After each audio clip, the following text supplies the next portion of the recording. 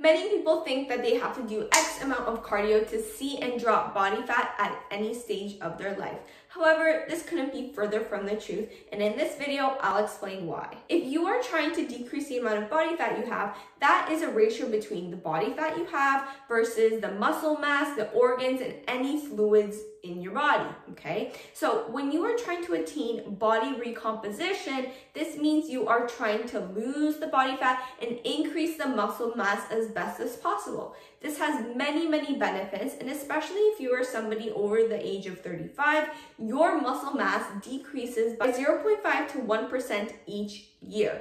This is huge because if you don't start now and if you don't start resistance training properly, you're going to expect a slower metabolism in the future. And what this means is you're not going to be able to look toned and lean without resistance training. In our goal of decreasing your body fat, we want to hold on to as much muscle mass as we possibly can. Next, you need to be in a calorie deficit. What this means is you have to burn more calories than what your body is consuming.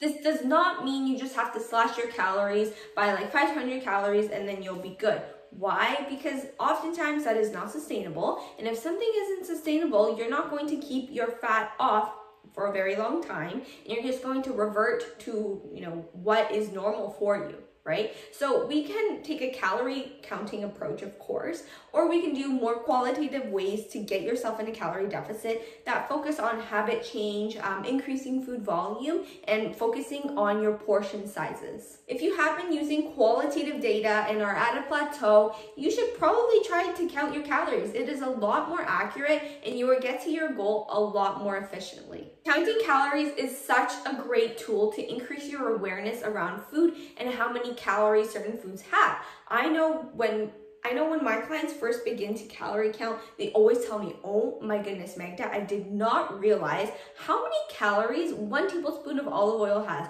It is upwards of 100 calories. And you're just drizzling it on your, sheet pan meal without even knowing that you are adding X amount of calories to your dish. And that is likely putting you over your maintenance, putting you over your surplus, and causing you not to lose weight, right? So once you get really comfortable with calorie tracking and building that awareness around food, it will become a lot easier to then wean off calorie tracking in the long run. To get yourself into this calorie deficit, first start by addressing what your maintenance calories are. What I would do is I would just track your regular days of eating for about 2 weeks and then take the average of that. Let's say that was 1,600 calories, and then eat a little bit less than that, and then maybe increase your protein or decrease your carbs and kind of play around with it. You also want to take body measurements, not necessarily your scale weight, because that is not often a good indicator of your progress, especially if your goal is body recomposition,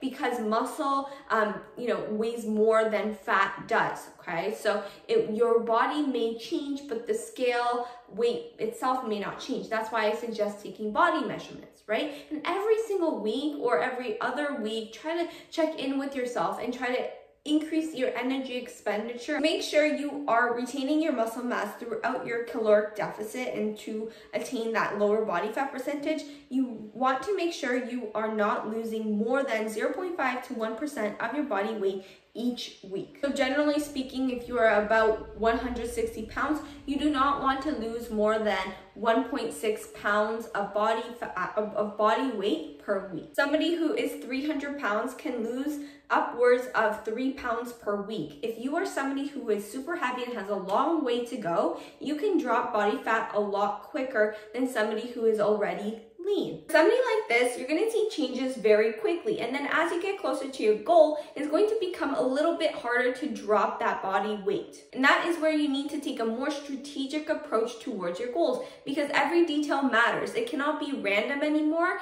You may need to start counting your calories, for instance. If you are, building these habits and you're seeing a plateau, well, maybe that is when you introduce calorie counting so that you can be a little bit more on point. We also want to retain your muscle mass as best as possible, yes, by resistance training, but also getting enough protein. So if you are tracking calories, macros, whatever, I would suggest, if you are somebody that does not track calories, I would highly suggest you at least track your protein an overall calorie goal so that you can at least get a sense of where you are at. Why I stress so much about protein is it helps us retain that muscle mass, which again, we really want when it comes to age and body fat loss, okay? It helps us feel fuller for longer. It also helps us have a higher thermic effect of food, which means your body breaking down that protein actually expends more calories than when you are digesting carbs or fats. I typically suggest 0.7 to 1 gram of protein per pound of body weight.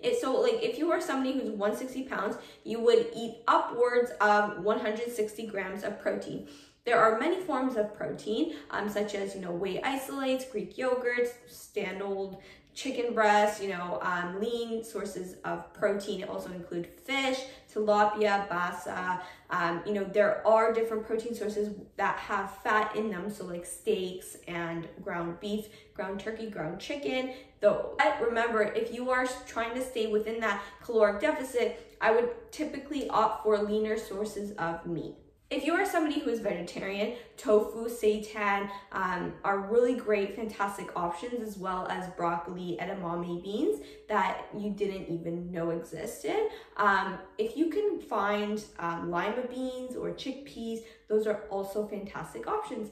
That's it for me, guys. Make sure to give this video a big thumbs up, subscribe to my channel, follow me on Instagram, and I'll see you next time. Bye.